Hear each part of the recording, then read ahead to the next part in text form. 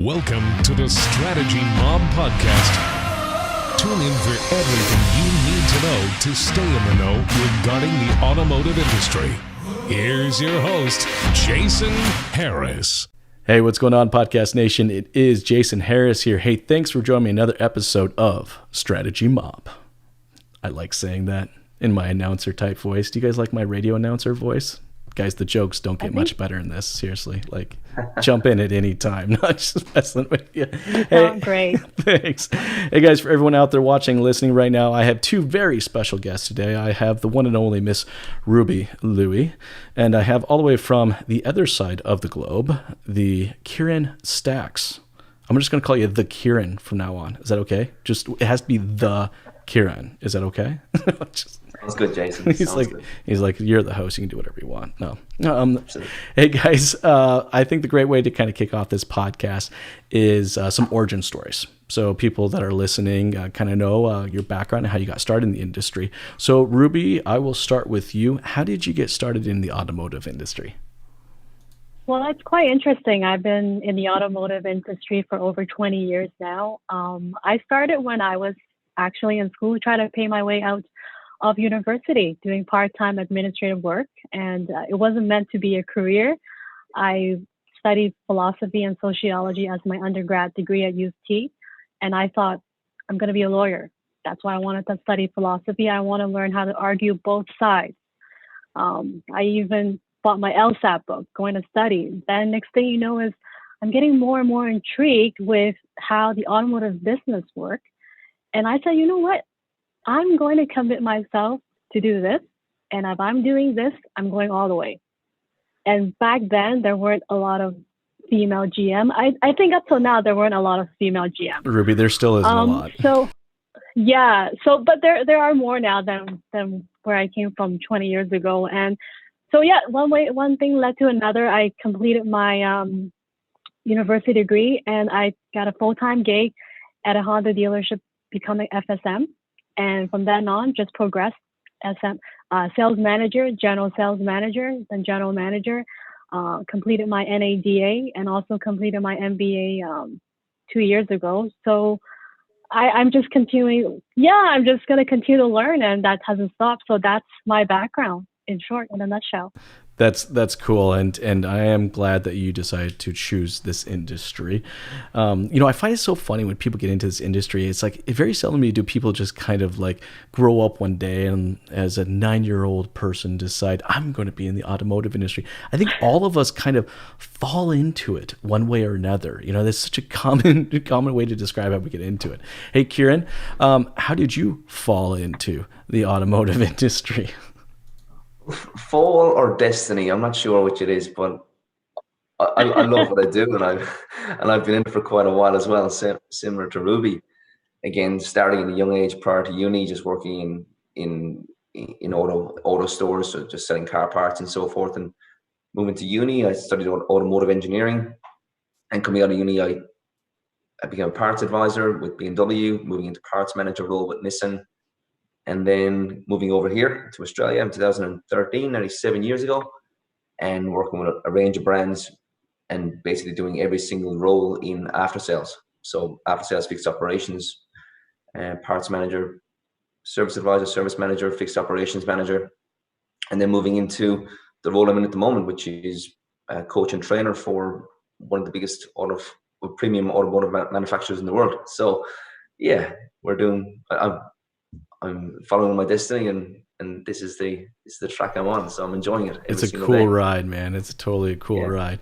And are you itching right now to like get out of the house? I mean, because I know you're a road warrior. You spend a lot of time on the road, like I do too. And it's just like I haven't been locked in a house for a long period of time. Like I got something to admit to you guys. I haven't put shoes on in 2 weeks. This is the longest period I've ever just kind of walked around with no shoes on. I don't know if that's a good thing to admit or not, but actually, what about your pants? Well, a good thing today is not Friday. Let's just say that, because I do have a no pants policy on Friday. Nice. It's all professional here, nothing but just cash down here. That's actually a good segue though, guys, into my next question for you is kind of what is your current norm? And being, in the two different positions that you guys are and the two different countries you guys are, I would love to kind of dive into that. So Ruby, I'll start with you. What's your current norm look like? Well, it's interesting you asked that because what is the definition of norm? I think for the past 60 days, we have been trying to redefine the definition of norm. I guess we're trying to adapt and trying to evolve to what really makes sense to our consumers, how consumers want to be handled, how consumers want us to interact with them. Last month, our dealerships were forced to shut down, so we were operating everything online. So we adapted using digital platforms to engage with our customer. We've never seen our internet engagement as high as in the 70%. We were converting at over 20%. Like that is something we've never seen. So we were hyper focused on how to engage. We have a different strategy of how to engage. Now that we're allowed to open up, again, I don't think there's going to be a big change. Just because we're allowed to open up, it doesn't mean that our dealership is going to get flooded with a lineup of customers wanting to buy cars. We're going to continue to handle our customer the same way they want to be handled. Appointment, ask them what's the best way they want to interact. Is it going to be online? Is it going to be internet? Is it going to be in person? Let them choose, let them dictate. And that is the new norm that we're handling right now. I think for a lot of people, that's kind of the case right now, especially here in Ontario, because it's been kind of all over the place for us as far as what we can and can't do. And it seems like sometimes it changes on a weekly and sometimes, daily basis. But I'm with you, Ruby. I mean, just because we're now open, we can have people come into our dealership, doesn't necessarily mean they're going to be flocking to our dealership. The consumers changed a lot. And I know we're going to get into that topic about how the consumer has changed. But, Keiran, I want to kind of hear from you, what's your current norm look like? My current norm is something that's been totally different to what I've been doing for the last, 15, 20 years. It's, about a month ago or so, a few of us from the training center were asked to take some time off, told to take some time off, which is fine. Again, not abnormal in this industry, in this world right now. So I happily took some time off, and I've been, again, my role is still a coach and trainer of my 5 and 6 year old, and currently homeschooling the kids and keeping them on the straight and narrow. So I've been doing basic literacy, basic numeracy, and keeping the show on the road from a kids education perspective. And obviously my 2 younger ones as well, I'm looking after them as well. So 4 kids in the house. My wife goes out to work, and when she does come back, I lock myself away and spend So you went from coaching big babies or big kids to now smaller kids. Come on. We're talking about the service side of the business. All right. I can say it. I know you can't, but there are some babies in the service side of our business for sure. But man, that's a lot of work. I mean, look, dealing with the kids, don't get me wrong, I love my kids. I really do. But being this close to them for this many hours on such a regular basis, and I feel bad for them too. I mean, I think they want to kill me as much as I want to kill them. Right now, just on the other side of that door right there's a flashing light going off to let everybody know not to open it because Dad's inside doing a podcast. But this is what kind of this is my now current norm. It's, I go downstairs and I, sit around the water cooler and I talk about Pokemon. And why my son's, sister just punched him in the face. It's the different type of water cooler talk. That's what it is. Different type of HR, Ruby. Different type of HR. It is definitely for sure. Hey guys, let's get into kind of the girth of our conversation today, which has a lot to do with how the industry is going to adapt and also how the customer, I think, has fundamentally changed. And I think that's actually where I'd like to start, is kind of getting both of your guys' thoughts and opinion on how the customer has changed going through, COVID-19. Ruby, I'll start with you, and then Keiran, I'll ask you the same question. Yeah, it's interesting. In the very beginning stage, when we were forced to shut down, we had customers that were, I mean, in Canada, especially specifically, we were told mixed messages in terms of how to handle COVID-19. In the very beginning stage, we were told not to wear masks, not to wear face covering. And then from now, the government today just stated, please wear face covering. So our customer also changed their behavior from the very beginning. When we were handling our customer, they were freaked out if we were wearing masks. But now they're offended if we're not wearing masks and going the extra mile with doing the PPE and so forth. So like you said, Jason, it's constantly changing, constantly adapting, and how they want to be interacted is completely different now. We give them options. We tell them, listen, if you want to, like, as soon as we have an internet lead that come in, we always give them options. What is the best way to communicate with you? Is it going to be phone, email, or one of our digital favorite platforms, Zoom, Google Hangouts, or FaceTime? And let them dictate what's their best way, their comfort level. And then we just take it from then on. And I think people respect that. I mean, the traditional way, I call it traditional way, where it's really literally just 60 days ago, where when we see an internet lead just came in with a phone number, what do we always do, Jason?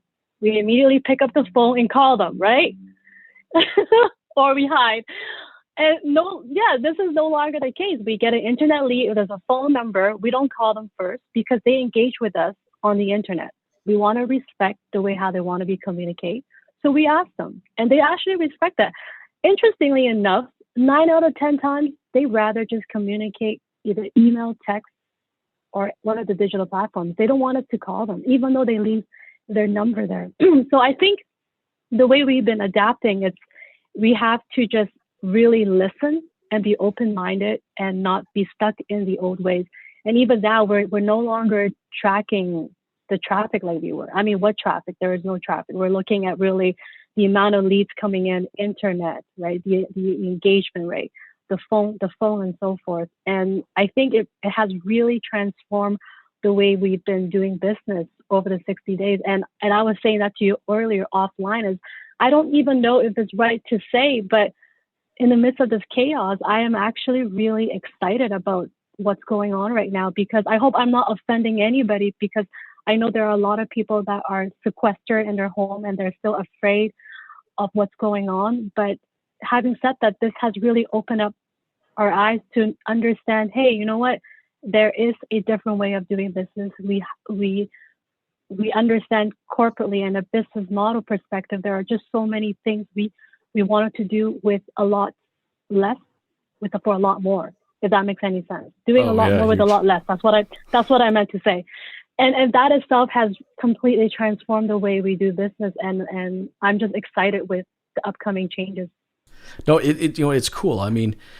As an industry, look, we're not necessarily known for changing and changing quickly. If you've been in the automotive industry long enough, we like to shuffle our feet a lot when it comes to changing and adapting to new technologies. And in 60 days, I will say this, and I do a lot of hard love to our industry, but I will give everyone a huge round of applause, because as an industry, in 60 days, we made changes that we haven't made in 10 years. That's how, we did it like that. Dealerships were forced to communicate in ways that previously they just refused to. Look, there were still some dealerships out there doing video, but that wasn't their first go-to. Now it's like every single person is, to your point, Ruby, you were saying, is like, that's the first thing they're thinking of. Like, I'm going to respond to this person. Okay, I better get ready to do a video with them. So it's like the customers change. And as an industry, I feel like overall, we've done a very good job of adapting to that change, which is exciting. At the same time, but it's going to be interesting to see how that kind of develops over the next 8 to 12 or 14 months. Kieran, for you, on kind of the service side of it, how do you see the service customer kind of fundamentally change? Has their expectations of us changed, because of COVID-19? I believe it's definitely changed. Absolutely. Again, a lot of fear and uncertainty from a customer's perspective, but also from a dealership perspective as well. Because you've got people at the dealership who are human beings, the same as you and everyone else. who have families, who've got houses, they've got relations, they've got lives outside of work, which they're concerned about based on the health risks about carrying something with them that they might contract at work, and it's scary on many levels. Again, seeing again from the comfort of my own home, seeing what other dealerships, even though I visited a dealership yesterday, what dealerships are doing overseas with these big plastic face or plastic or perspex Shield? paneling in front of them, and then another 2 meter gap in front of them as well. Again, that's caring for the customer, that's caring for the situation. Again, it's going to be interesting to see how that mellows out in the coming months, and whether we're still going to have to do all that for the rest of time. It's very bizarre. Again, I'm hearing a lot about cancellations of bookings, of no shows, people just literally not showing up for their appointment, and it's very, very difficult, as you guys will attest to, that you can't. How many technicians do I need today? How many service advisors do I need today? How much stock do I need today in my parts department for what's coming in? It's very, very bizarre. And to match that, it's not just about the dealerships, it's about the independent mechanical shops who are struggling as well, because their customers aren't calling them. And then obviously the knock-on effects with parts purchases from dealerships and from auto stores is significantly down, significantly. And as well as that, there's no cars on the road. Well, very, very few cars on the road. And when there's no cars on the road, there's no crashes, there's no bingles. So there's no parts being sold as a result of that as well, which puts a lot of stress on the panel game as well. So you know, the one thing though I actually see there, and I don't hear a lot of people talking about it, is Kieran, you know, with a lot of cars sitting on lots right now, and you know, and Ruby, you know this too, from, you know, having a car sit on a lot too long, like there's going to be a lot of lot rot. I mean, I think a lot of dealerships are going to have to be replacing brakes and pads and tires with flat out spaces on them, because they've just been sitting. I mean, cars aren't designed to sit for months on end, you know, never move, you know. So it's going to be interesting how the parts side of the business kind of ramps up, and then I think it's going to be even more so interesting how the service side of the business ramps up. You know, I mean, as a consumer, you know, a lot of my retail experiences have fundamentally changed. You know, I go to the grocery store. Before I go to the grocery store, I do this. You know, I jump on this app and I go do, and here are the 15 things I want. And I pull up and the hatch opens up, I throw it inside and I drive away. And I'm like, damn, that was easy. What the hell was I going to the grocery store with 3 kids before? It was a stupid idea, you know, but I'm learning all these new, you know, efficiencies that I'm going to get accustomed to. I'm like, I'll be honest with you, I don't think I'll go back into a grocery store again. Like, unless it's like a last minute emergency kind of a thing, I will just do my order and that's it. I called my local Nissan dealership to do my winter tires. I still have my winter tires on my car. Kieran, yes, we have to use winter tires here. I don't know what that is. I know. There's specific tires just for snow. That's that white stuff. Anyways, it's cold. But I still have my winter tires on, so I had to get them replaced. And I called up the dealership and they said, okay, cool. You know, we have a few options for you. I was like, oh, okay, what do you got? You can bring the vehicle in for us and just drop off the key and we'll service it. And then we can do a remote payment so that all of that, you don't even have to walk in. I said, all right, that's cool. Or we can actually pick up the vehicle for you, do it and then bring it back. And I said, all right, that's cool. Or we have a third option where we'll pick up the vehicle, drop off one of our vehicles. So you're not without a vehicle. Which one do you need? Now there was a cost associated with each of them. You know, I am not driving the car regularly, so I paid for the $30 option, you know, for them to just come pick up the car, take it back and do the tire swap. And then they asked me if I wanted a sanitized detail package for $79.99. I'm like, absolutely, let's do one of those too. Let's get that vehicle sanitized. But look, these are all things that I would have never thought. Like, I would have never thought in my wildest dreams someone was going to offer me a sanitized detail package. Didn't even think of that, right? But these are all the new things that customers are having to think about. So I think that's still going to continue to happen. I think that customers' expectations of how they're engaging with retail is like their expectations for me, and this is kind of my thought, and I want to hear your guys' thought on this, is that, you know, we're here now, their expectations of how retail works is like up here. they're getting to the point now. It's like, why can't you be frictionless like Amazon? Why can't you, be like Uber Eats, where I can just tap buttons and you come do this? But I'd love to kind of get your guys' thoughts on that from an operations perspective. How do we meet the new customers' expectations? Ruby, I'll start with you, and then Kieran, I'll ask you the same question. Well, it's interesting you said that, Jason. I mean, I don't know if our customers' expectation has really, raised the bar, because I think we have a pretty bad name as an automotive industry. They don't usually trust us, right? So they don't have that expectation from that we will be able to do everything like the Amazons and the Uber do, because everything we say to them, it's like, really? They have to second guess and really, so I think for us right now is actually we are the one that we need to raise the bar for them in terms of what we offer. So when you were mentioning about your service scenario, I bet you didn't expect that from a dealership. Will offer you 3 options, but they raise the bar. They want to make sure that this is what they're offering. I think customers are a little bit shocked at the same time. Like I am doing a lot of videos every day to interact with my customer. Even they're like, oh, that's nice. And when we're presenting trades, right, they always say, oh, the trades is too low. The trades is too low. So it's no longer the case where I'm going to do a video presentation and show them how we appraise a vehicle using a third-party analytics. And they see how everything is being arrived at. And they're like, you know what? Well, that makes sense. They feel everything is a lot more transparent now. So we actually need to reestablish, the trust for them to say, you know what, we are like Amazon, Uber. But I think we're so far from Amazon and Uber just because we just have a stigma in the industry that, we're not a trusted industry where people want to engage with. Is it the transparency that I think we can strive to achieve? Do you know what I mean? I mean, one of the things I don't take taxis. I'll only take an Uber because of the transparency that I get with the transaction. Like I know exactly how much it will cost me to get from point A to point B. All right. I get notifications of how far the person's away. I can see on the map to know that they're going the right direction. So, I wonder if that's what it is that now the customers have this expectation of transparency. Ruby, what are your thoughts? Yeah, absolutely. I think transparency also goes to show it gives customer the control. When customers feel like they're in control of the entirety of be it our strategy or what we call our process, they feel like they can engage better with us.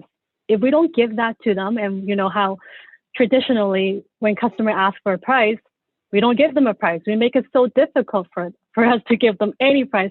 Yeah, come down to the dealership. We'll discuss pricing. No, we got to throw that out. We give them what they want, and they're going to shop us anyways, regardless. So we have to explain to them, for example, for a pre-owned car, why we price the way we price.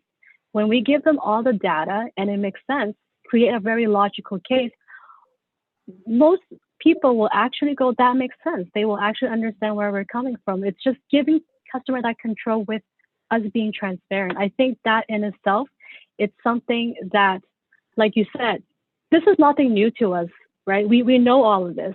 We've just been confronted with COVID-19, and all of a sudden, it's a huge wake-up call for everybody to act and adapt. And it's either you want to be daring or you want to be desperate, right? We want to be daring. That's what we want to do. And so this is something we have adapted. This is why I say this is an exciting time in a business perspective, especially in the automotive industry. No, for sure. I mean, Kieran, how do you kind of see the service operations having to change to kind of meet, the customer's expectations? I mean, I know from the BMW perspective, as a manufacturer, you guys have always kind of held that bar higher than, let's say, others. But I mean, really, it's even what's that next level? What's your thoughts, Kieran, on how the service operations has to make changes? Daring or desperate? I really like that, Ruby. And I think it's a good one. The the fixed operations or after sales side of the business definitely needs to be daring and not desperate. However, yes, our customers' expectations have changed. I don't think they've risen exactly. I think they've kind of shifted to somewhere along the side, because it's not the same. Business is not the same as it was 60 days ago, as you said. It's different. It's significantly different. As I said, there's a lot of things happening in our industry with those, as I said, perspex shielding, 2-meter distancing, maps around a dealership that you can't go here, it's a one-way street, etc. That's really bizarre. And if we want to be offering our customers an experience, do we really need to make them robots? Or it's really strange. I really hope this doesn't last for the next other than a couple of months, just to make sure we get rid of this thing.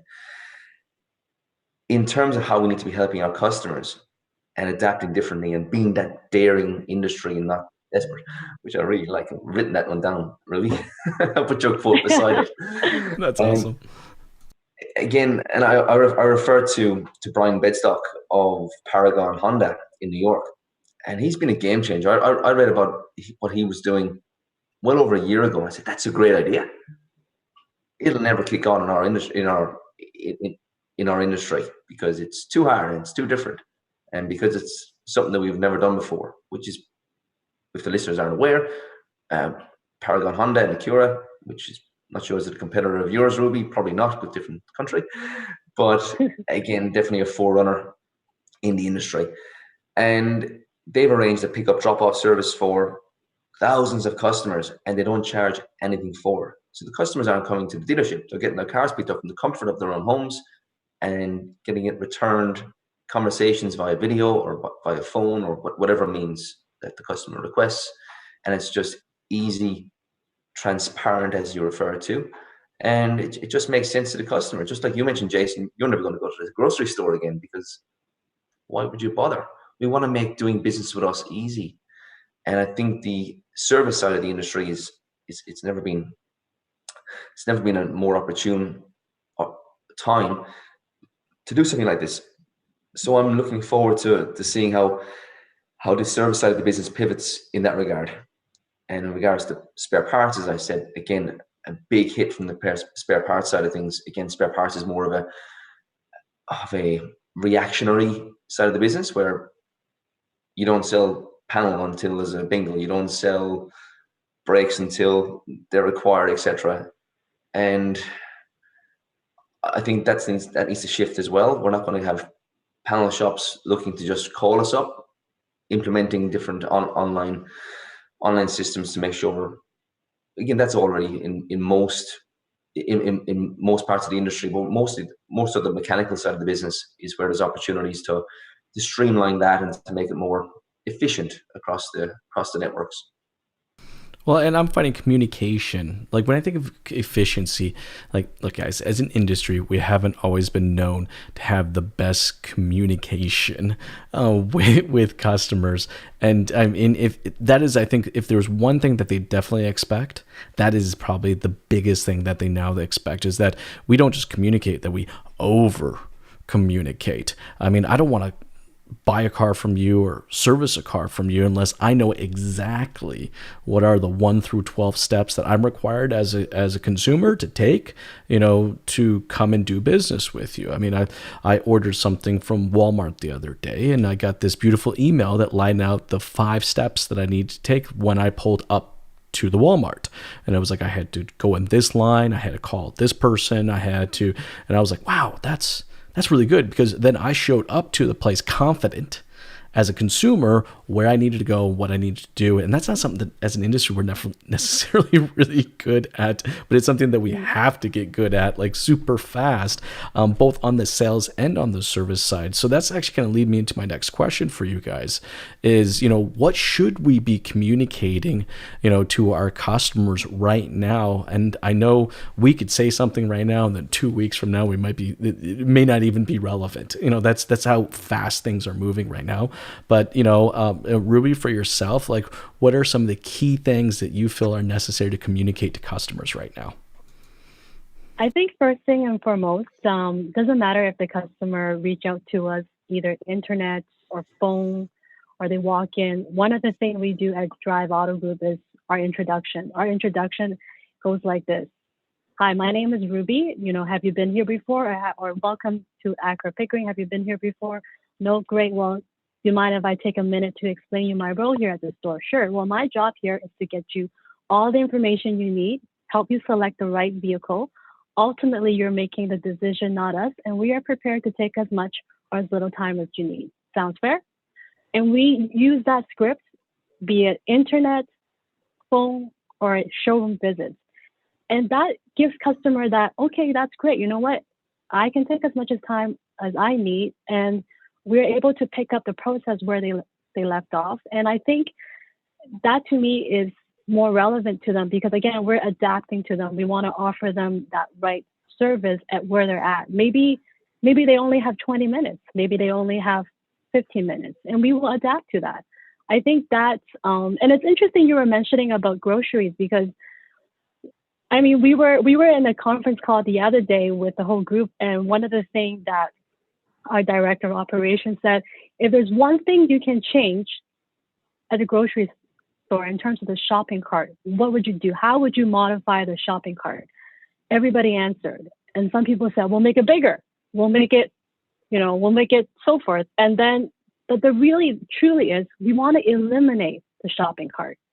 We don't want to touch the shopping cart now. Why can't we just buy our groceries, pick up curbside or whatever you said at Walmart, make it easier, deliver right to your home? I think it's the same thing as people buying cars. We have to eliminate the shopping cart and the whole entirety of the sale process. Why make it complicated for a customer? Why do they have to go through all that process just because we were taught to meet, greet, test drive, selection, all that stuff? Maybe they don't want to test drive the car. Maybe they don't want to go over the service. Like, we need to just adapt and make it make sense. That's why we were able to engage and have a higher internet conversion, because most of the time people just kind of know what they want. As long as they're provided with all the data, they're willing to transact. So we have to redefine that whole entirety of process. Don't make it complicated, right? Eliminate the shopping cart. No, but you're absolutely right. I mean, we have to be willing to meet the customer with their needs, not our needs. And see, that's a fundamental mind shift for our industry in general, right? Yeah. Like, it's like, oh, you want to buy a car, right? Okay, you're going to do it my way. Exactly. It's the way it's always been, right? Oh, you want to service your car? That's cool. Here are my hours. There's never been, any options. And now I find as an industry, if anything, we are having to communicate to our customers that we're willing to let you drive more of this process than we ever have in the past. Either we're kind of forced to, or now we're opening our eyes and realizing this is always the way it should have been. But regardless, let's let that customer get into the driver's seat. And I think that's for sure one of the key pieces of communication that has to come out from a dealership. Keiran, for you, anything you'd like to add to that as far as what is key communication efforts right now during this time frame to our existing customers? Well, Ruby has alluded to the transactional, with respect, the transactional side of the business, which is the purchase of a car, which is a single purchase, and hopefully a repeat purchase in the future. However, the service side of the business is transactional at least once a year, if not twice. So there's a lot more repeat business, and repeat business can only happen through relationship, in my opinion. Otherwise, it's just processing a customer, and then it's transactional, and then anyone can do it. So in conversations with a couple of the high performers that I'm pretty close to in this industry, I'm getting their perspective on a few things. And what's going to happen now is that we're going to see a weeding out of the low performers, and I think the high performers will remain. And those somewhere in the middle will need to step up to the plate and really achieve. So in terms of the relationship side of things, we've always been, again, Jason, you and I did a podcast 6 months ago, and we spoke about it in depth about relationships. Isn't that crazy? That was 6 months ago. God, it feels like 6 years ago with time now these days. You've been busy since then, Jason. But in regards to that building rapport, building a relationship, you can't touch, you can't feel, you can't get in their personal space, if you will, and that's totally changed. totally changed within overnight. Like at that dealership I was at yesterday, I was like, they put their hand out, elbow out, knee out. Like, how do you actually? It's just weird. It's just so It's strange. just going to come in a bubble, dude. It's just going to be a plastic bubble. Bounce off each other. Yeah. So how the service advisor will interact, or what the future of the service advisor looks like, is unprecedented at the moment. Are we going to move to a kiosk system? Again, I'm not sure what you guys run, Ruby, at your store, or are we going to stay with just the high performers? Like some dealerships have, some service advisors haven't returned yet, or may never return, because they were probably the ones that the customers didn't like, or whatever it is. But the ones who are still smashing it, or were smashing it pre-COVID, are still doing okay today. And again, the future of the service advisor, what it looks like, is going to change in the next few months, in my opinion. The introduction of kiosks across the board is inevitable. I hate to say it, but that's what our customers want, and we need to be customer centric in everything we do, not just assuming that our customers still want to be met in the driveway, walk around, told how crap their car is, told how much they need to spend, and then the anxiety, which was already in them on the way in, is now through the roof, and they can't say no, and they can't do anything about it. We just don't want to make our customers uncomfortable, and then they disappear into the aftermarket. That's not what we want. So adapting to what the customer's needs and wants are today is crucial. And today, I mean, right now on the 21st of May, or whatever day it is where you are, we need to adapt to what it is today, not just assume. And that's the problem. Well, and that's exactly what that is, an absolute must of what we have to communicate. Like, the customer has to be able to know how they can engage with us. We do have, I have probably about 15% of my clients use those kiosks, and they do. Some are doing really well with them. Some still quite haven't figured it out. Here's the kicker with technology, though, and here's what I found is that there is no diet pills out there. There is no 12-minute abs when it comes to a good, solid process. Dealerships moving forward are going to have to process their way to profitability. So even if you do decide to pull the trigger and get that fancy kiosk, it does not mean it fixes your problems. You had a broken process before you got the kiosk. You still got a broken process now. But that's where I'm finding that we're having to communicate, right? That's the key of the communication efforts to our service customers and to our sales customers, like Ruby was saying, is what is that process? It's like, if you are going to use a kiosk, that's cool. But then, what are the extra touch points after that? And that's that over communication, which I think is absolutely must right now. And I think will continue. I don't think that's going to change. I think that level of over communication will continue to exist. And I find the dealerships that will be most successful and profitable will be the ones that will embrace that level of over communication, and will continue to do so. Now, speaking on the topic communication, I got another question for you guys. Communication to our employees and staff. Like, I have to admit it, I don't feel as an industry, this is one that we did a very good job on. I think we actually did a pretty darn decent job of communicating to our customers. But our staff and our employees, I'm kind of split. I'm finding it's kind of a 50-50 out there, right? Like 50% of dealerships are doing a good job of communicating with their staff, the ones that are working and the ones that are furloughed or laid off. And then the other 50% are just kind of sticking their heads in the sand and their fingers in their ears going la, la, la, la, la, la, la, and just waiting until this whole thing blows over. But again, it just as important is that we communicate to our customers. I think maybe even more so, it's incredibly important to communicate to our staff and our employees on a regular basis. And my question to you guys is, what should we be communicating to our staff and employees right now, and how often should we be doing so? Ruby, I'll start with you, then Keiran, I'll ask you the same question. Well, I can only speak for my group here. I mean, I have to applaud what we're doing right now. I mean, over the course of 60 days, we meet every day over a Teams meeting. We have a 10 o'clock huddle with all the senior management across the enterprise, with the director of operations, and we go over our business strategy daily. We call out the activities that each store perform, not so much of the result, but the activities we need to do to attain the result. And for my particular store, I meet with my team. We have a check-in meeting and a checkout meeting. Again, also meet virtually via Teams. And all we're talking about is what's changing every day and what we need to continue to focus on as a current strategy. And I think the best way, through this difficult time, it's important to see that even in countries, right, you will see what's a good leadership and what's a leadership that's lacking out there, right? And quite frankly, I think being in a leadership position for my own particular store, it's that communication piece is vital.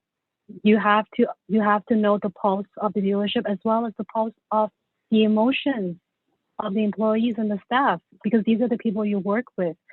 And if they have no directions, everybody become lost doing their own thing. And we can't do that. We have to move in all in the same pace, the same time. So I would say minimum daily, twice a day, if not 3 times a day. And it doesn't have to be a long drawn out meeting. It could be just a quick meeting, but hey, you want to check in with your people every day. And I think that piece it's good you asked that. And I just wanted to circle back to Kieran earlier about the whole service component. I agree with you that will actually change. For our business strategy right now, we're looking into a single point contact with our brand ambassador, whom is essentially AKA as salespeople. They will be the one that's handling actually the service customer. The retention piece is very important and very imperative. We wanted to be able to not just sell them a car, but how we're going to look after them after they purchase a car from us. And they will handle the interaction from cradle to grave, including the whole service piece. So they will be the main point of contact on servicing the car. All they got to say is just call me. I'll book your service appointment. You don't have to call service. I'll look after everything. And we wanted to see our customer at least twice a year, right, to keep that retention up. And kiosk or no kiosk, one of the things that I think is interesting is that you go to Disney or you go to any amusement park now, and people tend to use apps to buy tickets for a faster lineup. So if like Jason said, it doesn't matter if it's a kiosk or an app. If we can nail the strategy and the communication piece with our customer, then you are going to be a way better performer than the other stores that haven't nailed that part. So I think that is something really good, food for thought for everyone in the industry as well.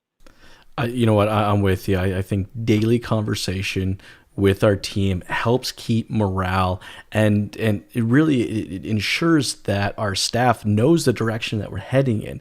And as leaders of any type of ship or business, everyone needs to be communicated the direction that we're heading, and it makes everyone feel more comfortable, more confident. And I find that flows into their communication efforts with the customers. Ruby, I love the fact that you guys are communicating daily. That's absolutely awesome. And man, talk about daring.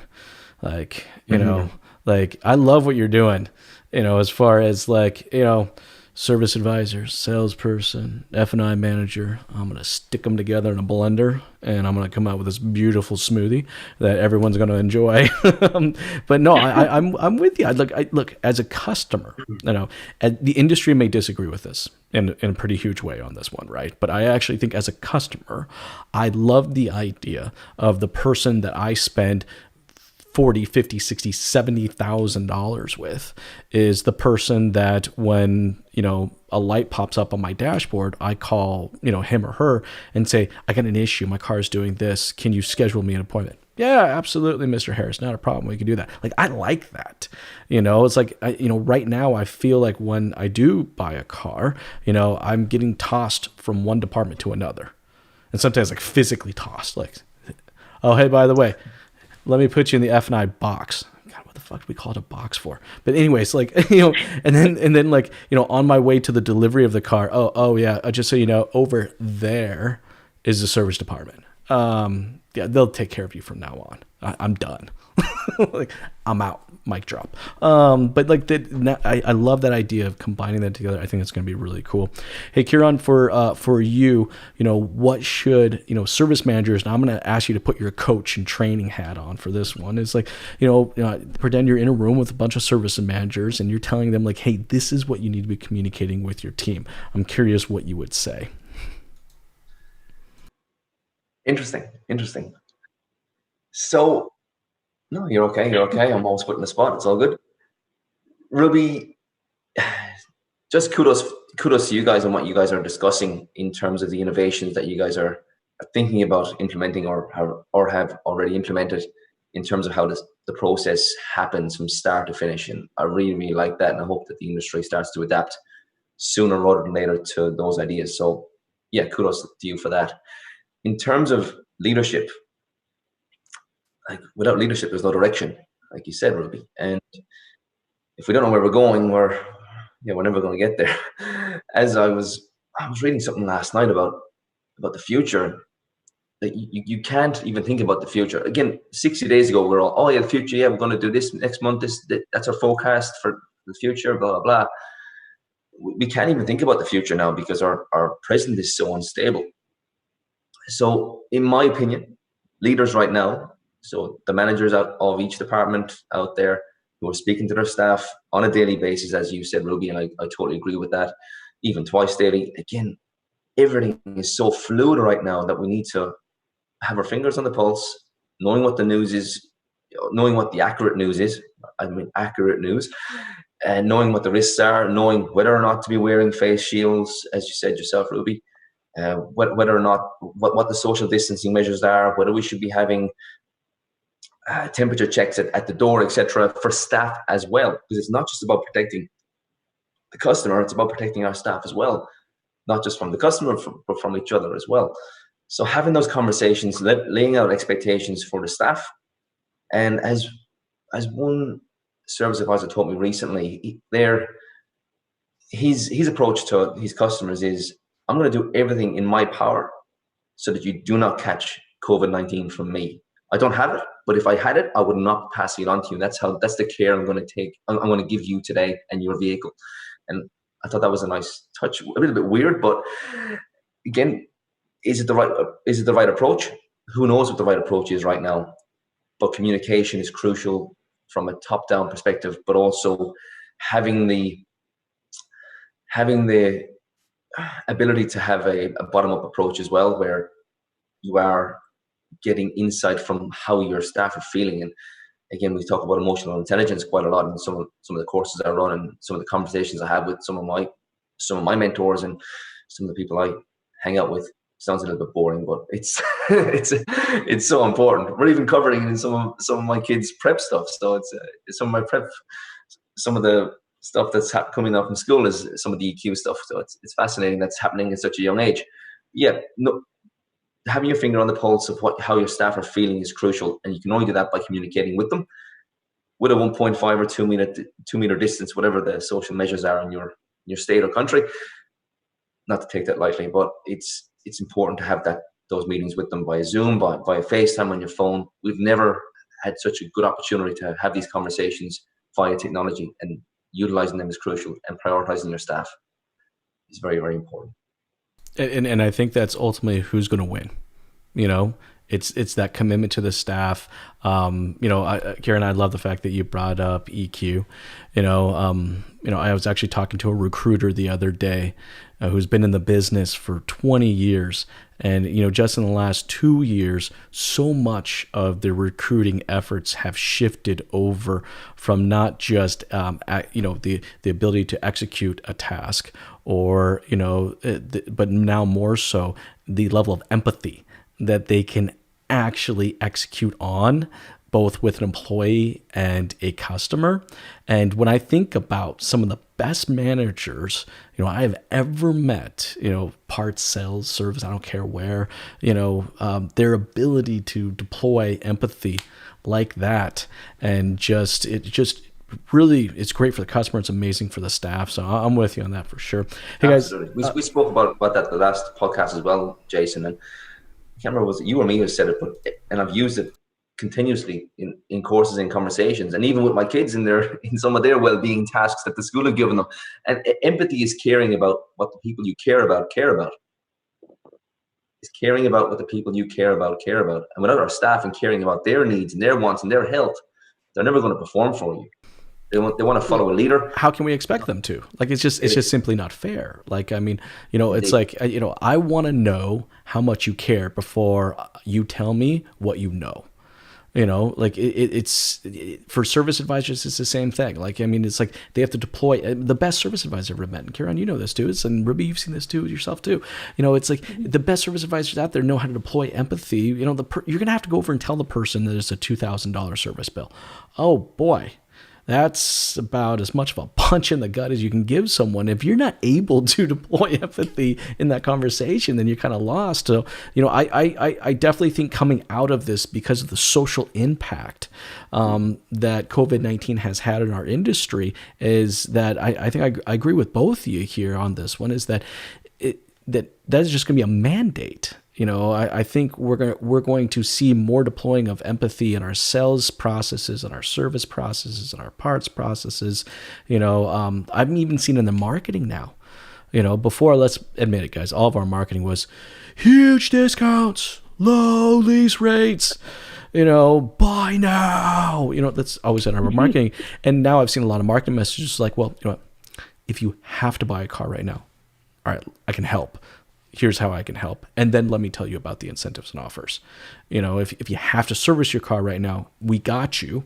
Okay. Let me tell you how you can do that. And then I'll tell you about this, maybe offers or discounts or other additional services I have. Right. So, but what hasn't changed there, Jason, sorry to cut across, what hasn't changed there is that the manager or the tyrant who was a dictator before COVID and is now all of a sudden a carer and full of empathy, you're never going to follow that person because they never cared in the first place. So they can't just wing it now and make it up as they go along. They had to have had that empathy bone in their body from the very start, and you can't just turn that on. And that's what's great about this. Again, to put a silver lining on COVID, is that the leaders, like just like Ruby and just like yourself, Jason, the leaders will shine through, and those who aren't willing to lead their teams and to give back. And I had a manager the other day, I spoke to him, and he's working 5 days a week, and his staff are all working 3 days. And the whole group is working 3 days a week. He's in there 5, and he's giving his time. He's not charging for his 2 days, or he's not getting paid for his 2 days, but he's in there and he's making sure that his staff are treated well. He's making sure that they're comfortable. He's making sure that they're communicated with. And man, I just commended him for his leadership skills and for how far he's come, and for his sincerity in how he cares for his staff. Because when everything goes back to normal, they're going to love him for that. And it's not about monetary rewards for him in the future, but it's about how many lives he's affecting right now. Not just the people, but their families, their loved ones, their kids. And that's really, really important, in my opinion. No, it's during times like this where we see who our real leaders are in our industry. And I think we're beginning to do that right now. We'll see that over the next 6 to 8 months as this continues to evolve. Guys, I know we're getting towards the end of our time today, so thank you so much for taking the time to jam with me today. But before I let you guys go, I get to ask you my favorite question. Now, I prepped you both for this before we started, so my expectations are high. No, I'm just messing with you. But Ruby, I'm going to start off with you. My favorite question of the day. Ruby, what is pissing you off? Well, I don't usually get pissed off easily, but the thing that really pisses me off is the WHO. They have sent us conflicting messages from the beginning, and it really, I think a lot of the stuff that's happening around the world could have been prevented have they told us from the get-go of just wear face covering. This is an airborne disease or illness that people can get contracted through just from talking. So the mixed messages from the WHO really impacted globally in terms of what's happening around the world right now. And I think, I know this is, COVID-19 is new, they're still figuring out, but to not call it pandemic in an early on stage and then call it pandemic at a stage where it's a little bit too late, I think this has really crippled the whole entire world, and that's what pisses me off is the WHO. You know what? I think you and millions of others will fall into that same bucket. Thanks, Ruby. All right, Keiran, you are up, sir. What is pissing you off? What's pissing me off? Well, as I said, I'm homeschooling my kids at the moment, and it's not the kids who are pissing me off. It again, I know this might be, I don't know, this is recorded and so forth. I'm not going to name any names here, but the quality of the, how would I put this? The quality of the content that is being sent out by the school for my prep and grade 1 is average at best. The communication has been shit, like rubbish. I'm in a small group with some parents on Messenger, and again, being in the learning industry, I know what is good quality communication. I know what's shithouse, and what we're getting from them is quite poor. So what's been pissing me off is that the assumption that everything is rosy. You get a daily email from the principal saying, "Oh, things are great," blah blah blah, and never ask for feedback. So I didn't get asked for any feedback, but I gave a shit ton of it recently, and the assistant principal got it in the neck from me. Well, 1.5 meter distance. I didn't go any closer than that, and I gave my feedback. I gave what should be required or should be done in my opinion, and based on the parents that I'm getting feedback from as well. I think I'm running for school council next year as well. I've been nominated, and yeah. Long story short, there's a shitload of coloring in, a shitload of basic mathematics, and it's very, very low level. And now I'm wondering why they go to school 5 days a week when I smashed out this week's schooling in 4 hours with both kids. 5 days a week. What's going on? So yeah. That's pissing me off at the moment, as you can tell by Dude, I love it. But you know what, though? I'm with you on that, though. I'm finding, I got the 3 kids, and, my son's schooling, I'm like, really? Connect the dots? You're kidding me, right? Like, this is educational. Like, I ordered books on Amazon that, like, so you can actually, go through mathematics and some literature and, reading. My daughter, on the other hand, the teacher's doing a great job of giving her stuff. So I think there's a lot of inconsistencies out there, but I think like every industry, including ours, we just talked about that, the cream is rising to the top. Is that a universal statement that kind of works everywhere? I guess, it's like we're beginning to see who are the true leaders in every single business, in every single industry. Hey guys, thanks. Before we sign off, though, for people out there watching and listening and would love to connect with you guys, real quick, what is the best way to do so? Ruby, I'll start with you.